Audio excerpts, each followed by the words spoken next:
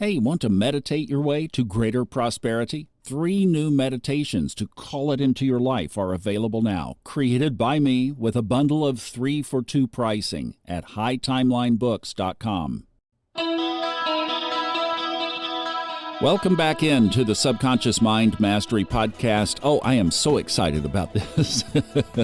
Back in September 2022, you remember what was going on in the world back then. We were starting to dig out, but we had a wonderful podcast interview with Samantha Fey, who had written her first book, The Awake Dreamer, A Guide to Lucid Dreaming, Astral Travel, and Mastering the Dreamscape. At that time, a fellow North Carolinian, she lives on the east side, the beach side of the state, and that beautiful ocean and coast and beach brought another book out of her. It's called Heavenly Alliance. Call on your spirit guides, ancestors, and angels to manifest the life you want. Got your attention? I thought so. This is going to be good. Samantha has appeared on Coast to Coast several times with George Norrie on Gaia TV. Her website is Samantha Fey, and that's Samantha and then FEY.com. So, without further ado, let's bring her back in here. Hi, Samantha. Welcome back. Welcome back. I'm so happy to be back with you.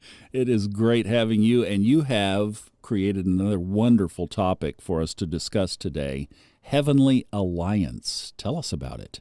I am so excited to share this book with everyone. I wanted to write something that helped explain why we're here, why we have so many challenges, how come life can be so difficult. I wanted to give an example and stories and exercises to help demonstrate to people that there really is a rhyme and a reason to all the ups and downs we experience in life.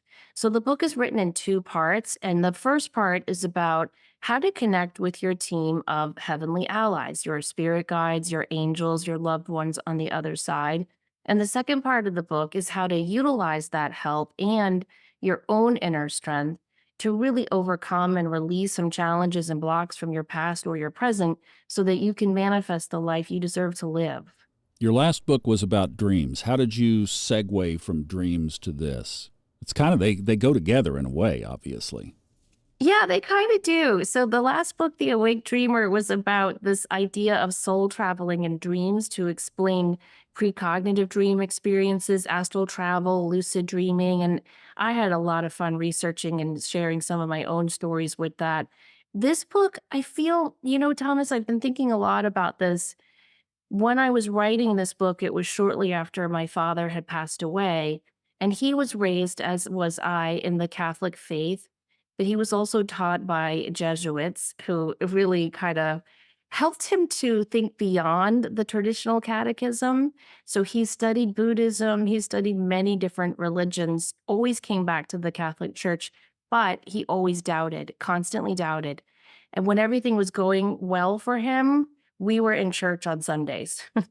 When everything wasn't going well for him, he kind of got mad at God. And I thought about that a lot after he passed. And I always wished that he had maintained his faith consistently throughout his life because he was such a good person. And I do believe when we have faith, it just keeps us connected, not only to our higher power, but to ourselves. And so I think in many ways, I wrote this book for him and for people like him, for people who are constantly going in and out of faith, in and out of doubt, in and out of that connection to spirit, because I wanted to explain that I truly believe, and what I've seen in my years of intuitive work is that we do have a soul plan. I believe that there is a plan for all of us, that there is a purpose for all of us, and that we sit down before we come to earth with our guides and our angels, and we outline all of it, who our parents are going to be, where we're going to be born, the circumstances in which we'll be raised, the potential partners or children or siblings we'll have, the jobs. I believe we do outline all of that. Now, that's not to say that I believe in destiny. I think some things are fated, and I think many, many, many things are free will. So I call it the divine dance, where you have to balance and marry both of those aspects into your life. Do you talk about that in the book? Yeah, I have a whole chapter on free will versus fate. I can't wait to dig into this. Now, it comes out on October 7th, so if you're hearing the podcast, it's out. So it's available. I narrated a book for Fred called Lives of the Soul, and it basically cleaned up all of the remaining questions that I had about my upbringing. But there's a Jesuit priest that you probably are familiar with, Pierre Teilhard de Chardin. Yes. We are not human beings having a spiritual experience. We are spiritual beings having a human experience. I'm sure you adopt the second part of that little mantra that he so brilliantly created. Oh, for sure, because we are here to have a human experience. And being human involves having that roller coaster experience of ups and downs. And that's why in the book, I always tell people to really call on their spirit guides, because our guides are people who have lived many, many, many lifetimes and have volunteered to help us. And they know what it's like to be down in the trenches. They know what it's like to be wondering, who am I? Why am I here? Why is this happening to me? Is this a bad luck cycle? Am I creating this? And so when we learn to really connect with our team of allies, it helps us to get insight, answers, opportunity, aha moments, and we can recognize the way they're trying to communicate with us through what I call the secret language of the universe. Because I believe that our guides, our loved ones, our angels, they're always trying to talk to us, but they don't have a voice box. They don't have a physical body. They can't just go, "Hey, Thomas, wake up. I've been trying to tell you to do this and that, and you're not listening." They have to do it through signs, through synchronicities, through repetitive thought. Do you ever get like a nudge or an urge to call someone over and over and you completely ignore it? And then finally the fifth or sixth time, you're like, fine. And you call that person and they're like, "Oh my gosh, I was just thinking about you. So and so just left the company. I think you'd be a great fit. And ta-da, you have a great new job." Those are the subtle ways I feel that our team of helpers is trying to assist us. Let's pick some of this apart, if you don't mind. Let's go deep on some things. I'm a Scorpio, so we've got to go get under the surface here. All right, one of the things that I'd like to establish is the basis for this idea of spirit guides. You grew up in the Catholic Church. I grew up just 10 degrees over. So we always believe the Bible. What is the basis of spirit guide doctrine besides Dolores Cannon? I mean, it's like, God Well, rest her there's a soul, right? lot written about spirit guides in theosophy, for example. But, I think growing up Catholic, it opened me, it primed me for working with spirit guides. To me, they're very similar to saints. When I was growing up, if I lost my book bag, all I would do is say, Saint Anthony, please come down. Something is lost that needs to be found." We have saints for everything. There's a saint of television, for crying out loud. There's a saint for the internet. So we were always taught as kids to ask the saints to intercede for us. So to jump over to this idea of guides, for me, wasn't really much of a stretch. So who are they? I believe that they are people who have lived before and they are wise and evolved souls. The way I approach the book, I treat the world as a school. In fact, the first page of the book says, "Welcome to the University of Earth. This is the hardest school. Congratulations on being accepted." So I look at Earth as like the Harvard or Oxford of universities. And those of us who have been accepted to come back here are pretty evolved in terms of the scale, but our guides have graduated from this school. They've been there, done that. They know what it's like to be here. And so they have signed up to help us. And sometimes I wonder, just from things that have come through and readings I've done in the past for people, I do wonder if our guides are people we encountered in past lives. Now, I don't personally, this is just my opinion, and I could be wrong. I don't believe that our loved ones here on earth that we know in this lifetime who have passed can serve as our guides. So, for example, my mother in law, who passed in 2006, I was incredibly close to her. I do ask her for help all the time, and I do believe she helps me. but I do not look at her as a guide because she's too close to me. She's too emotionally involved and invested in me and my children, her grandchildren's happiness.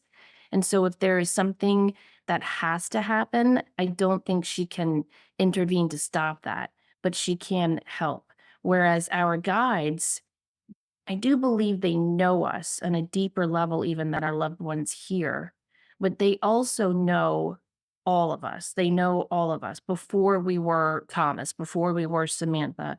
They know why we're here and what we're supposed to do, and so they can really assist us in getting that done. So why the roller coaster? Well, I believe it's because we learn so effectively through difficult challenges. I know that might sound like a flippant remark, but I remember when I was teaching English, we had to do every semester I had to do a section on poetry. And inevitably, one student would say, Miss Fay, why are all these poems so sad? And I would always say to them, when you're happy, when you are just thrilled and excited and just so grateful to wake up every day, do you pause to write about it, to reflect on it? No, you're just all busy being happy. But when you're sad or you're angry or you're upset, that's when you tend to pause, go within and reflect. And I think that's what difficult times do for us as well. I live right by the beach. I walk the beach all the time and I collect smoothed stones. You know, those beautiful, I think in my area, they call them moon rocks. And the reason why I collect them is because I look at that rock and I think, gosh, you were just a hard scrabble piece of granite at one point in your journey.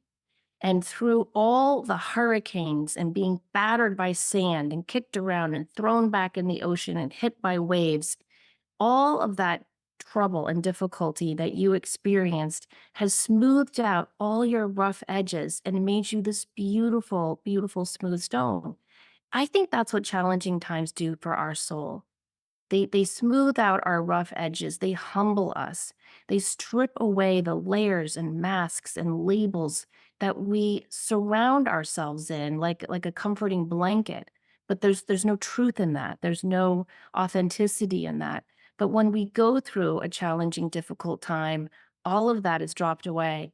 And it's painful and it's scary and it's lonely and it's isolating. But when you get through it, what you realize is you are strong, you are resilient, and you are wonderful and a being of light. You know, for the people who just feel like I can't seem to get over the top, you know, like your dad, the up and down. But it's like, why can't I just get up over the hurdle and stay up there? Do you think that for some people, their path is deep transformational work and that they're not limelight kind of people in this lifetime? They're not being cheered in front of a large crowd. They're not on stage. They're not rock stars driving around in limousines. But man, they are doing this deep soul work that is incredibly transformational. I think that when the veil transitions from this one to that one, that the greater applause is on the other side. Would you agree?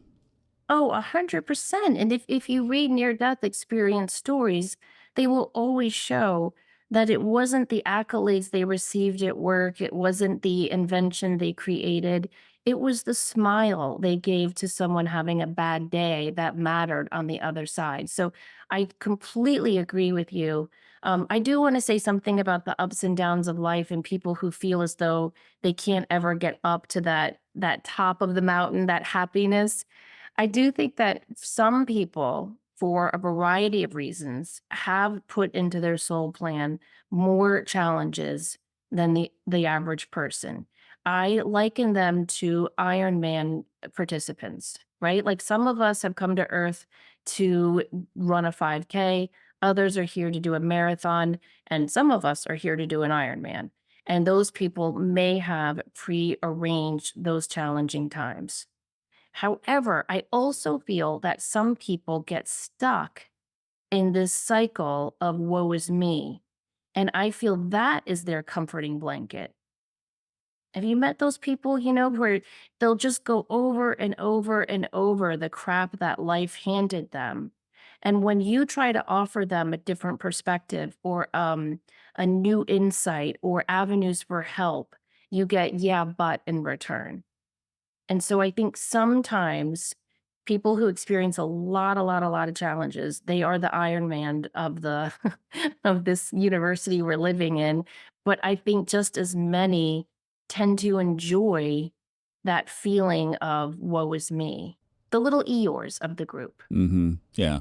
And see, this is where going back to Pierre Teilhard de Chardin's thing has just been so anchoring for me, is that we just instantly can shift over to, wait a minute, I'm just having a human experience, and the real work is in my soul. So then you can just shift through that. Astrology visualizes it through squares and oppositions. The tense aspects can show you where those pushes and pulls are.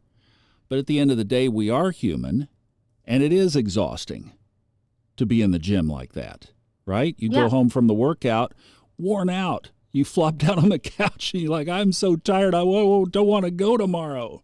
exactly. But we have to. I talk a lot in Heavenly Alliance about the importance of being kind to yourself. And I think this is often, especially with people in our spiritual community, it's associated with selfishness. And I'm really trying to reframe that word.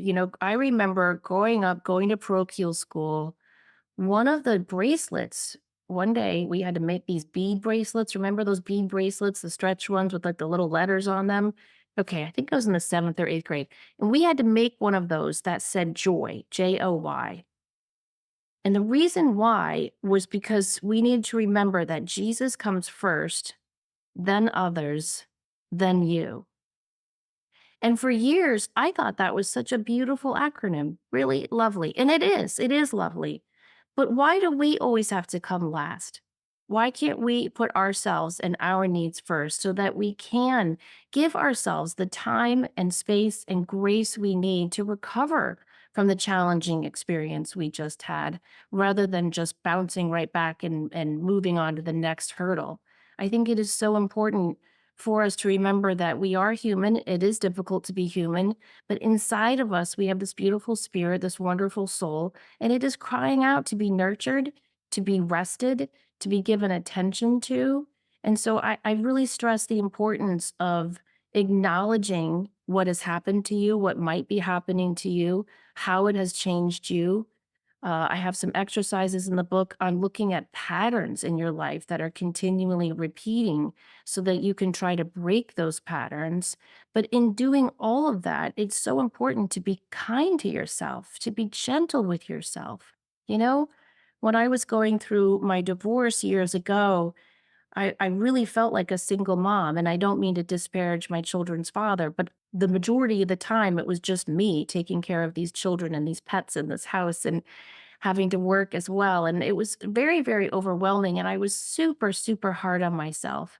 If I had to miss one of my kids' events because of work, I would just really be mean to myself. And I got into this habit of laying in bed at night and saying to myself, did you do the best you could today? Today, not this week, this month, this year, but today, did you do the best you could? And, that really shifted things for me because I realized I really was doing the best I could. It might not be everyone's best. It might not be my idea of the perfect best, but it was my best in that moment. And that little question helped me learn to be more gentle with myself. That's excellent. That is so good. We have guides, those who are in the non-physical realm who have eyes into the physical. How do you suggest we connect with them? I think it's like any relationship. The more effort you put into it, the more you're going to get back. I had this wonderful experience. I was trying to meditate and I actually fell asleep. So it was kind of like a meditation experience, kind of like a dream. You ever had that when you get in that zone? And I had this image of my guide standing on one side of a huge forest and I was on the other side. And he showed me an image of every time I meditate or talk to him or reach out to him in some way, a little path is cleared in that huge forest. And he showed me an image of me taking a minute every day, just 1, 2, 3, 4, or 5 minutes every day to connect with his energy. And after at the end of a month, there was a downtrodden path through that forest, making it easier and easier for us to connect. So I think when you just put that intention out there to really link in with them, whether it's through meditation or just talking to them, I have conversations in my imaginary conversations in my head with my guide all the time. I do think that helps. There are crystals that I believe can really help align your energy with a higher vibration that's more in line with your spirit guides and your guardian angels, and you'll get responses back from them. I'm a big advocate of assigning a sign to your guide rather than saying, a lot of people will say, okay, Samantha Fey on this podcast said I'm supposed to ask for a sign. So show me a sign. And then you're walking down and someone, hands you $5 and you're like, is that my sign? And then a hawk flies in front of you. Is that my sign? So I'm a big advocate of choosing a sign.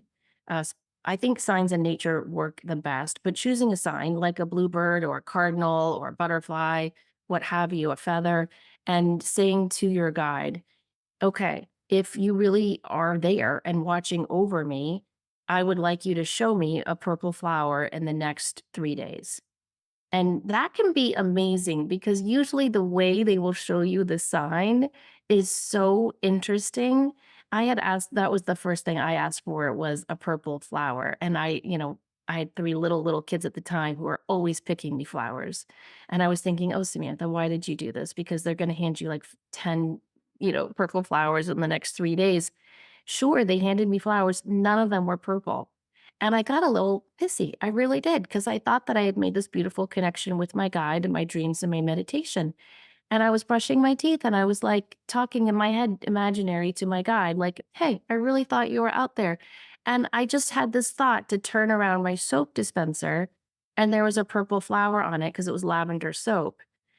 And I was like, "Oh, yeah, but I bought that soap dispenser." Of course, it was, a while ago, but I'm sure subconsciously I knew that.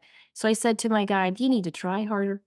So the next day, I'm sitting out in the front of my house with my kids while they're playing with sidewalk chalk, and a purple flower blows onto my driveway in front of my feet.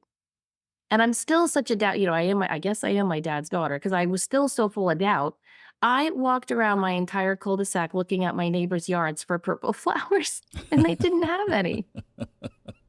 Wow. Now that's incredible. There's an action Yeah, step you guys it's can put into amazing use. when you open yourself up to the magic of what they can do for you. Again, like I said, I love crystals. So I was trying to collect all the crystals that are said to help you connect with your angels. So I had seraphonite and selenite and angelite and all the ones that they said, except petalite. I was missing petalite. And I kept looking in crystal stores and they hadn't even heard of it, at least the ones in my town. So then I looked online and I didn't see any. And I was like, how rare is this stone? So I was falling asleep one night and I said to my guides and angels, please, please, please help me find a really good piece of petalite that will complete my angel connection. The next morning I wake up, I swear to God, I swear to my parents' souls, there was a petalite on my end table. Now, at the time, I was married to my ex-husband, and I love him. He's a great guy, but he is not the most romantic person, but a girl can hope. So I remember thinking, gosh, he's heard me go on and on. He even helped me look on eBay for a petalite. Maybe he found one and bought one. That is so romantic. So I said to him, did you get me the stone? And he was like, wait, what are you talking about? No, what is that? And I said, it's a crystal. It just appeared out of nowhere. And I still have that stone today. I don't know where it came from. I've got a question about the psychic realm here. One of your podcasts is called Psychic Teachers and Enlightened Empaths. That's obvious that you are talking about the being able to see into that realm as a human. A lot of Yes. people don't have that ability.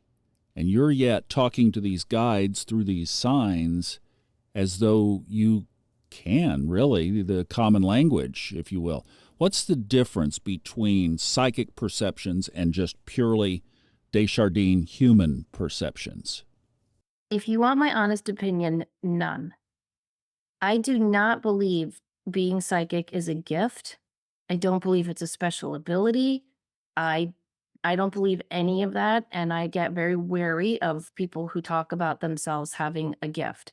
I think it is a natural sixth sense that has been really pushed down in all of us throughout every century, probably starting with Saint Jerome, who decided to translate, basically every word. Pharmacist, poisoner, he changed to witch, woman, he changed to witch. I mean, we've seen this whole perspective of being intuitive and psychic squashed down forever. Even what was the CIA project they started in the 50s to put us down? It was like called Project Kook, I think. So we've had this really concerted, uh, almost planned idea to push down our natural sixth sense. And yet I think it is there. I teach this all the time. I teach it to people who really don't believe they have any abilities at all. If you just take time every day to block out all the noise and chaos and distractions and go within, like I said, for 1 minute, 5 minutes, I'm not talking about, sitting on a meditation cushion for 30 minutes a day oming. I'm just saying taking 5 minutes a day to go within and be with yourself. You will start to awaken your natural intuition. Now, it's not easy. It does take practice and study, just like it's not easy to get a six pack of abs. And I don't mean to be shallow here, but our intuition is exactly like an abdominal muscle. You have to work it, you have to strengthen it, but it's there. It's there. I remember when I started working out after having my kids, and my teacher said, "Oh, you have abs. They're in there. You just got to work them." And I was like, "Really?" You have to work it. So we have that intuition. It's in there. You have to work it. And the way you work it first is through silence, through getting comfortable with your own solitude, then moving that into meditation, then moving that into taking action-oriented steps that are spiritually based, like learning how to work with your chakra system and feel your energy, learning how to trust what is your energy and what is someone else's energy. So, a long answer to your question, I apologize, but I'm very passionate about that if you can't tell. No, I love I it. think I love it. And I think we're all psychic. well, thank you. And you just sold the book right there to all of us because now we want to know how to get on that path for sure. And one of the things you were mentioning at the end there, are we too distracted today? Yes. Yes, I had to do a research article years ago on the power of daydreaming. And I remember thinking, what am I going to write about this? So I dove in and did the research. It was insane how much taking time out to daydream affects our brain, calms our nervous system, and helps us manifest what it is we're trying to create in our lives.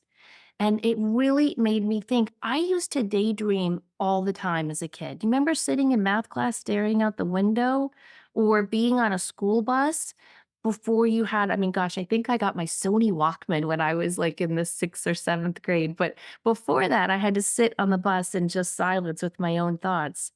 I worry about our young people today growing up in school and not having any moment to daydream. I constantly tell my kids boredom is a luxury because it is. We don't have that space in our lives. We don't give ourselves that space in our lives to be bored, to daydream, to let our minds wander. And yet that is when we start to tune in to ourselves. We push down the messages from the universe, from our higher self all the time. How many times have you I don't know, met a new person and you get a feeling like, ugh, something's kind of off with this person, but they're smiling and they're saying all the right things and everyone else likes them. So you push that initial, I don't know, you push that right on down until bam, that person does something that hurts all of you. And you think to yourself, I knew that. Why didn't I listen? Or how many times do you walk in for a job interview and everyone looks super on edge? Their shoulders are hunched. No one's looking at each other. No one's talking. There's no pictures of family on anyone's desks or plants around. It is just all work. And you're like, oh, this doesn't feel very good. And you ask the boss what the salary is, and he's like, oh, we can discuss that later. And okay, fine. And you get home and you feel kind of weird about the whole thing, but you tell yourself, no, no, you need this job. It's going to be fine. And you take the job and it's a huge disaster. And you think, why? Why didn't I listen to myself? So I think that we are always in connection and contact with our intuition, but for a variety of reasons, we tune it out. So the book is titled Heavenly Alliance. Call on your spirit guides, ancestors, and angels to manifest the life you want. How do you take it to that step of the subtitle of the book, to the awareness of them? Now they're working with and for us. Yes. So, like I said, I believe that we have a soul plan that we have co created with our guides and angels before we came to Earth. But I look at that soul plan like a blueprint. It is pliable, it is open to change. So, yes, some things in our lives are fated and they're going to happen. But the majority of our lives are free will, which means we can co create the life we want with the help of our allies. And so, I talk a lot about how to manifest. And I do think a lot of us know how to manifest. We know about setting goals and affirmations and all of that. What I talk about is clearing your energy so that you can manifest. A lot of people don't actually know what they want. They think they know what they want, but they don't really know what they want. They have goals that are in line with their financial needs. They have goals that are in line with societal or their family's expectations. They have goals that they think are where they should be at their age in life. But none of it is exactly who they are or why they're here or what they want.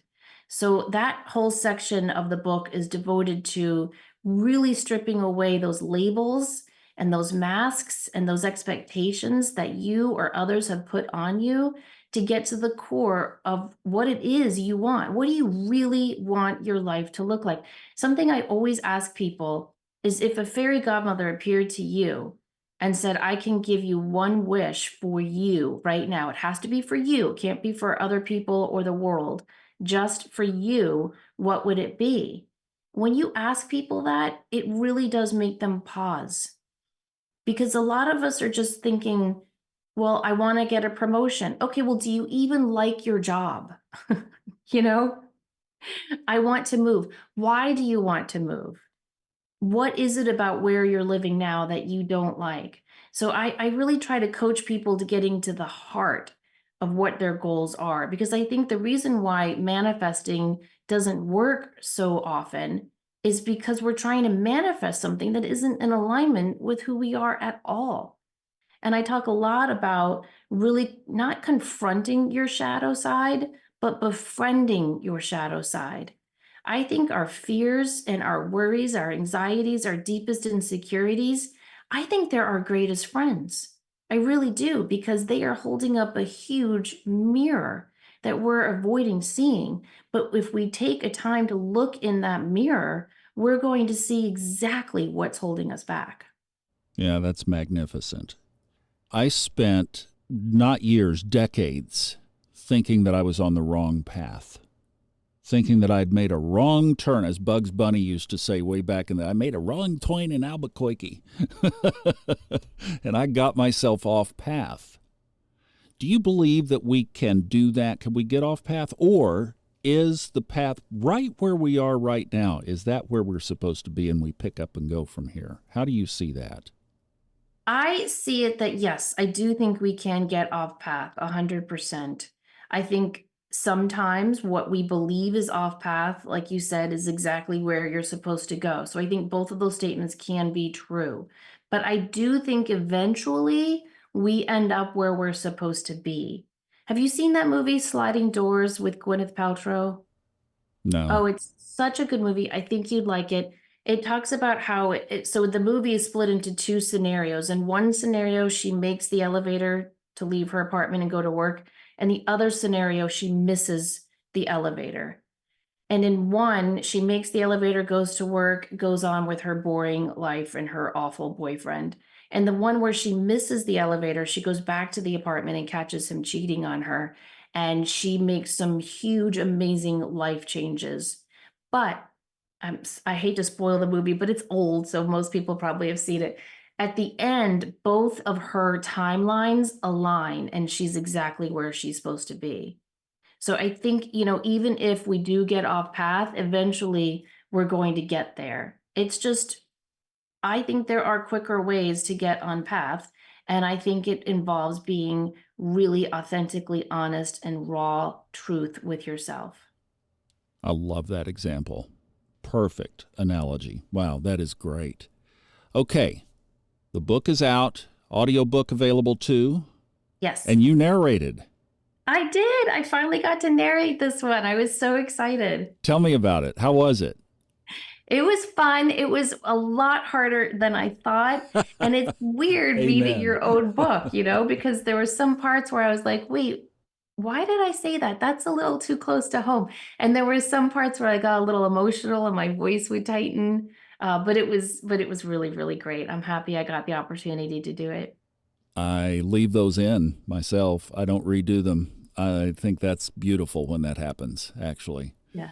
Was That's what yeah. they said, the recording team. So I hope so. Yeah. I had that happen at the end of the last book I did with Steve Forrest on Book of the Moon, and I got emotional in the last couple of paragraphs. It just brought such a beautiful conclusion to everything. And I ran it by him, and I told him, I said, I got a little emotional here. And he said, run it. So it's like, That's fantastic. yeah, good for you. Well, that's, broke the glass ceiling on audiobook narration. So we'll expect many more to come. I hope so. Absolutely. Heavenly Alliance, call on your spirit guides, ancestors, and angels to manifest the life you want. We've heard a lot of reasons why to get this book. Give us a takeaway from here. How can we apply, or how can we be working on what we're going to read or hear between now and the time that we get the book? Well, I always tell people, don't be a rolling stone, right? Don't just roll through life. Really think about, where do you want to be in 1 year? What do you want your life to look like in 1 year, in 3 years? And start to ask yourself, what can I do to get there? The key in life is your action steps. Before you and I hit record, we were talking about how I just always thought if you did all the hard work, it would just all happen for you. And I realized that is not true. You've got to do the hard work, and then you've got to do the hard work of getting that out there to the world.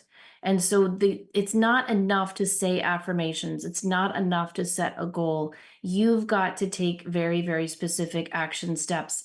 And if you don't know, maybe you don't know. Maybe you're listening to this and you're like, Samantha, I have no idea where I want to be in a year. I don't even know what my life is going to look like in a month. I'm just trying to get through this week and pay my bills.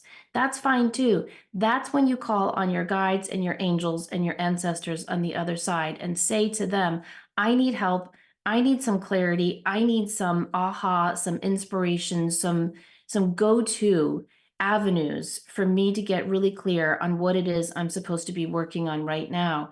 And in my section on working with ancestors, I always tell people, don't just call out to anyone in your family. If you're dealing with, say, for example, a financial issue, you want to think about what loved one in your family lineage who's in heaven had really good financial success, and call on that person.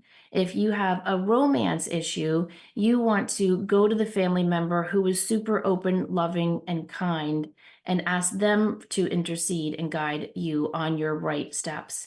And you also want to look at close family members who have gone before you, and who's really going to intercede the loudest for you. I joke all the time on my podcast. My mom was a force to be reckoned with. She was scary as hell, but she was fiercely loyal. My dad was just super intelligent and soft spoken and kind and introspective. When I need to get something done, when I really need help from my guides, I don't ask my dad, I ask my mom, because I know she's going to harass the hell out of them until they come to me in a dream or give me an aha moment or pop a book in my path. And I think that's the way it all works together in tandem. We had the same parents. That's great. I love that. That's awesome. I'm going to take away from here the ascribing a sign to a guide. Now, I've got to go out there and think about, because I'm kind of in the semi-high desert out here in California now, so I'm not going to do cactus. I'm not going to do rattlesnakes.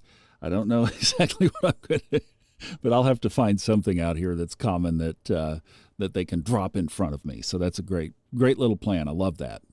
Yeah, it's really helpful. And if it's common, that's fine. Like, where I live, we see cardinals every day. So I personally would not choose that as a sign unless I said, show me a cardinal in an unusual way.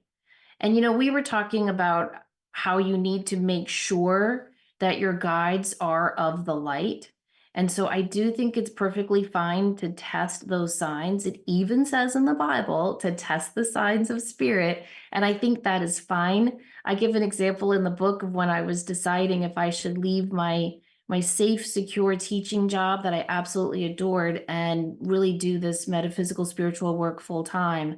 I was terrified, and I was walking home from a neighborhood book club, and I said to my guides and to God, I said, all right, if I'm supposed to do this work, show me a sign, show me a sign. And right then I looked up and a shooting star went over my house. It's the first shooting star I'd ever seen. And I was like, oh my gosh, that's amazing. I guess I'm quitting my teaching job. By the time I unlocked my front door and got my PJs on, I had already doubted that sign 15 ways to Sunday. I was like, you know what? Probably 4 or 5 million people across the world saw that shooting sign. How can you be so arrogant to think that was just for you? I was just in a flummox about it. So the next day, I was walking with my neighborhood friend, and I had said to my guides, okay, I need a sign that's just for me. I'm sorry to be a pain, but you know how I am. You chose to guide me, so this is me. I need a sign that's just for me. And we were walking, and I remember my friend was talking nonstop about something, and I'm thinking about these huge life changes coming up. And a feather, like something out of Forrest Gump, just rocketed back and forth. And I held out my palm as we walked, and it fell in my hand. And I still have it. It sits in a plant next to my bedside table, Whoa. along with my pedalite. Yeah, there you go. Wow. Let's don't let the gap be so long between the time that we talk next, because you've opened up so many topics here. I want people to get a chance to get the book. And then maybe we could even bring some questions to you from folks who have listened or read. If you guys read this and have questions you'd like to have Samantha back on to engage with, would you leave them on my little speak pipe at the top of funastrology.com? There's that orange button. And if you will leave a message for Samantha, we'll get back together and answer some of those questions, because I'll bet these folks have even better questions than we've anticipated here. So I'd love to open that opportunity up. Would you be willing to do that? I would absolutely love that. It's always such a joy to talk to you. And if any listeners ever want me to come on and talk about crystals or crystals with different astrological signs, that is my most favorite topic as well. All right, good. Then we're going to set all of that up. You guys let us know what you want from Samantha. She is just a treasure trove of information. And it doesn't matter where you are on your journey. This book is going to benefit you in some way. If you are new to all of this and it sounds like hocus pocus, you're going to benefit from this book. If you've been on this path for a while, you're going to benefit because it's going to give you some great techniques to up your game. And that's what it's all about. So, Samantha, thank you so much for writing it and to stop by here to tell us about it. Thank you. The book is out. Heavenly Alliance. Call on your spirit guides, ancestors, and angels to manifest the life you want. Thanks so much for listening. Enjoy the journey. Along with Samantha Fey, I'm Thomas Miller. Thanks for listening.